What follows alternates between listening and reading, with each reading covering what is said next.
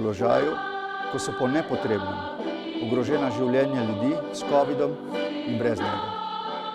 Po nepotrebnem pravim zato, ker imamo rešitev za ta problem. To je varno in učinkovito cepivo.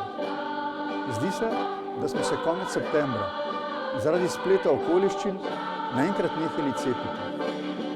Tako je danes precepljenost prenizka, da bi lahko normalno živeli.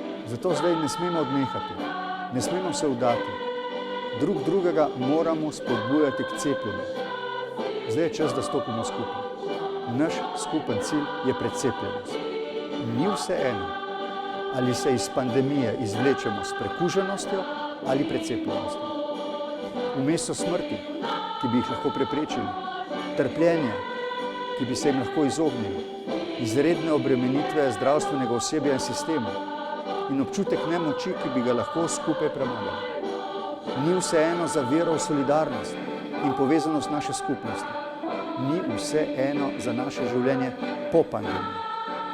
Morda še nikoli nismo bili tako dobesedni, življenjsko odvisni drug od drugega.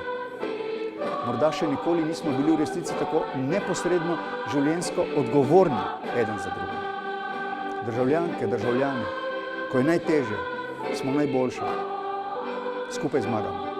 Skupaj zmagamo.